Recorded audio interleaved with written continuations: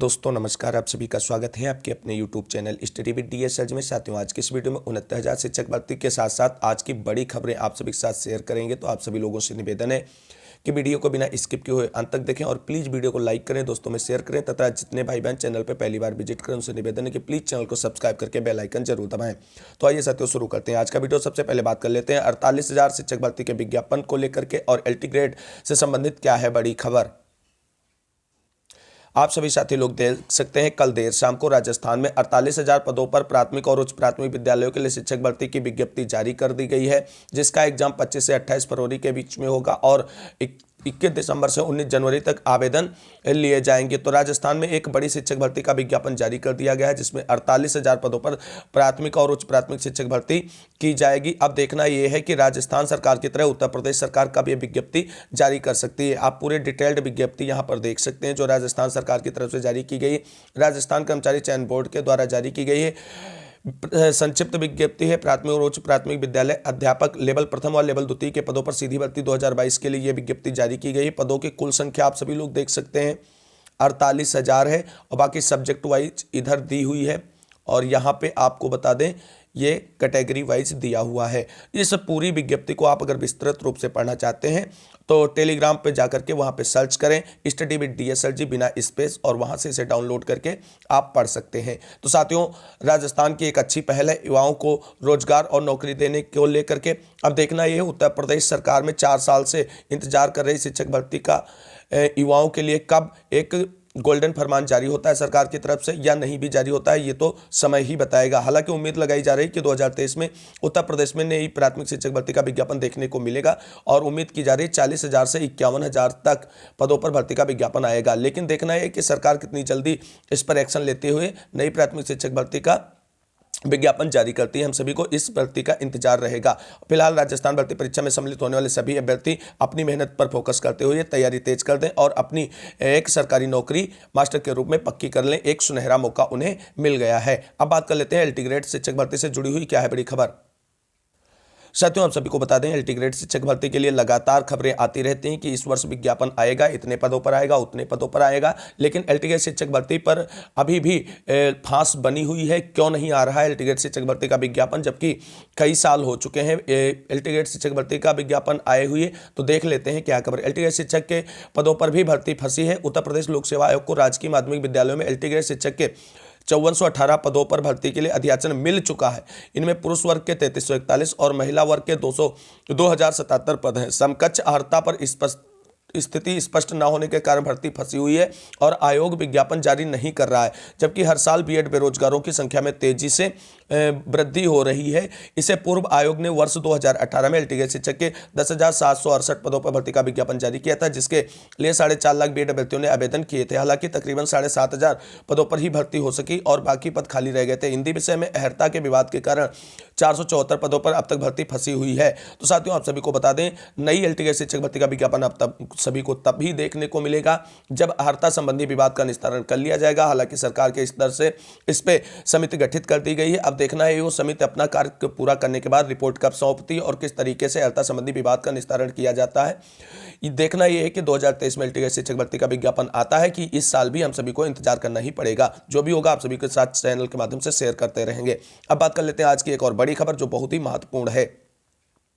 साथियों, बहुत बड़ी खबर निकल करके आ रही है। फर्जी प्रमाण पत्र से नौकरी पाए 77,000 शिक्षक होंगे बर्खास्त। बड़ी खबर है साथियों। कहां की खबर है? बिहार में शिक्षकों पर दर्ज होगा केस। अंक पत्र जांच के लिए दिए गए आदेश। जांच के लिए विजिलेंस ब्यूरो के पास 2,70,727 प्रमाण पत्र लंबित पड़े हुए हैं। क्या है खबर, पूरी विस्तार से जानते हैं। इतनी बड़ी अनियमितता आखिर हुई कैसे?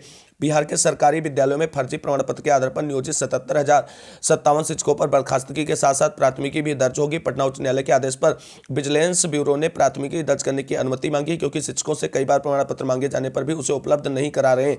जांच के लिए निगरानी विभाग को 77,057 शिक्षकों के सर्टिफिकेट के फोल्डर नहीं मिले हैं। न्यायालय के आदेश के आलोक में शिक्षा विभाग ने प्रमाण पत्र के फोल्डर नहीं देने वाली नियोजन इकाइयों पर प्राथमिकी दर्ज करने और नियोजन इकाइयों के सचिवों पर विभागीय कार्रवाई करने का आदेश दे दिया है। अब क्या है, दर्ज करने का आदेश रखा है। शिक्षा विभाग में एक उच्च पदस्थ अधिकारी ने बताया कि विजिलेंस ब्यूरो ने शिक्षकों के विरुद्ध आगे की कार्रवाई है तो अनुमति मांगी है। विभाग ने मेधा सूची के आधार पर शिक्षकों के अंक पत्र की जांच करने का आदेश दिया है। इसके साथ ही नियोजन इकाइयों के सचिवों पर भी विभागीय कार्रवाई होगी। तो यह बड़ी खबर है। आखिर इतनी बड़ी अनियमितता आई कैसे? शिक्षकों पर तो कार्रवाई होगी, लेकिन जिस अधिकारियों के माध्यम से इन सभी की नियुक्ति प्रक्रिया पूरी की गई उन पर भी एक बड़ी जांच होनी चाहिए और उनका भी बर्खास्त किया जाना चाहिए, तभी इस तरीके से भ्रष्टाचार रुकने वाला है। तो यह बड़ी खबर है कि 77,000 शिक्षक एक साथ बर्खास्त किए जाएंगे और इस तरीके की भविष्य में कोई ऐसी अप्रिय घटना न घटे, इसके लिए हम सभी को जो डॉक्यूमेंट वेरिफिकेशन होता है उसमें थोड़ी सत्यनिष्ठता से और ईमानदारी से अधिकारियों को काम करने की जरूरत है। अब बात कर लेते हैं आज की और बड़ी खबर जो बीएड वर्सेस बीटीसी को लेकर के है। आप सभी साथियों को बता दें, बीएड वर्सेस बीएसटीसी यानी बीटीसी का विवाद संपूर्ण देश में एक गर्म मुद्दा बना हुआ है। शिक्षक भर्ती से संबंधित और सर्वोच्च न्यायालय में एक मैटर लगा हुआ है। कल ये मैटर लगा हुआ था बीएड बनाम डीएलएड यानी समकक्ष प्राथमिक शिक्षक भर्ती वर्चस्व विवाद को लेकर के, और उसमें कोई सुनवाई न होकर के अगली तारीख 10 जनवरी दे दी गई। समझ नहीं आ रहा है इसे माननीय सर्वोच्च न्यायालय का 9 वर्ष 2023 में बड़ी पड़ने वाली प्रत्येक तारीख का सरप्राइज गिफ्ट समझूं या वर्तमान सरकार का मास्टरमाइंड प्लान। यानी अगली डेट मिल गई है, कोई डिसीजन नहीं आया है, लेकिन एक कोर्ट्स जो सर्वोच्च न्यायालय के द्वारा उल्लिखित किया गया है वो बड़ी खबर है। और बंगाल जो बोर्ड है वहां से एक बड़ी खबर है। सुप्रीम कोर्ट में अगली सुनवाई अब 10 जनवरी 2023 को होगी। आज सुनवाई में जस्टिस सुधांशु जी ने कहा कि योग्यता एनसीटीई तय करती है और वही बताएगी कि बीएड प्राइमरी में रहेगा या नहीं। पटवालिया सर की धमाकेदार पैरवी और सबसे अच्छी बात, अपने साथ बंगाल प्राइमरी बोर्ड बीएड पक्ष में होकर वकील उतार दिया है। यानी जब सुप्रीम कोर्ट ने यह स्टेटमेंट दिया ही है कि एनसीटीई ही योग्यता निर्धारित करेगी तो एनसीटी ने बीएड को वैलिड माना है प्राइमरी में, तो इस तरीके से जो संकेत निकल करके आ रहे हैं वो बीएड को वैलिड माना जाएगा आने वाली सभी शिक्षक भर्तियों में, प्राइमरी लेवल के जो भर्ती होगी उसमें। यहाँ पर भी बीएड वर्सेस बीटीसी से जुड़ी हुई एक बड़ी विवाद की जो खबर है वो ब्रेकिंग न्यूज है। बीएसटीसी वर्सेस बीएड विवाद पर सुप्रीम कोर्ट से बड़ी खबर यह है कि जस्टिस अनिरुद्ध बोस और जस्टिस सुधांशु धूलिया की बेंच में हुई सुनवाई और आज माननीय सर्वोच्च न्यायालय ने एक अहम टिप्पणी की है कि एनसीटी ही तय करेगी बीएड प्राथमिक में योग्य डिग्री है या नहीं। जज साहब का ये बड़ा स्टेटमेंट है और अगली सुनवाई 10 जनवरी को लगा दी गई। अब देखना है 10 जनवरी को फाइनल बहस होती है या 1 से 2 तारीखें और हम सभी को देखने को मिलेंगी। अब बात करते हैं आज की अन्य प्रमुख खबरें जो 69,000 शिक्षक भर्ती से जुड़ी हुई है। तो साथियों आप सभी को बता दें 69,000 शिक्षक भर्ती में आरक्षण पीड़ितों का बड़ा ऐलान कर दिया गया है। कोर्ट से नहीं मिला न्याय तो तेज करेंगे आंदोलन, कश्यप ने कहा है। क्या खबर जानते हैं विस्तार से। 69,000 सहायक शिक्षक भर्ती में 19,000 सीटों पर हुए आरक्षण घोटाले को लेकर एक महत्वपूर्ण बैठक ग्लोब पार्क में संपन्न हुई, जिसमें आंदोलन की अगली रणनीति पर विचार विमर्श किया गया। बैठक को संबोधित करते हुए पिछड़ा दलित संयुक्त मोर्चा के प्रदेश अध्यक्ष सुशील कश्यप एवं संरक्षक भास्कर सिंह यादव का स्पष्ट रूप से कहना था कि 69,000 सहायक शिक्षक भर्ती में बेसिक शिक्षा विभाग के अधिकारियों ने बेसिक शिक्षा नियमावली 1981 तथा आरक्षण नियमावली 1994 का उल्लंघन करते हुए इस भर्ती में 19,000 से अधिक सीटों पर आरक्षण का घोटाला किया तथा इस भर्ती का मूल चयन सूची गुणांक कैटेगरी तथा सब कैटेगरी सहित नहीं बताई है।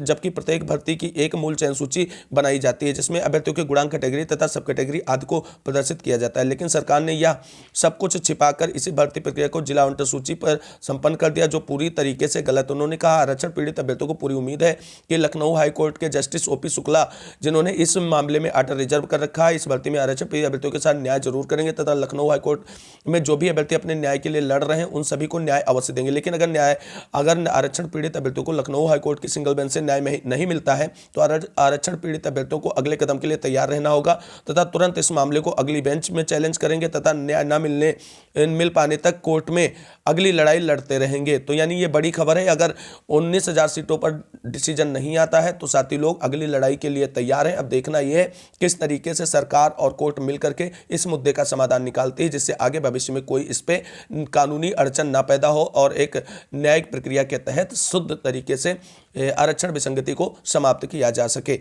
अब बात कर लेते हैं 6800 के लिए क्या है बड़ी खबर।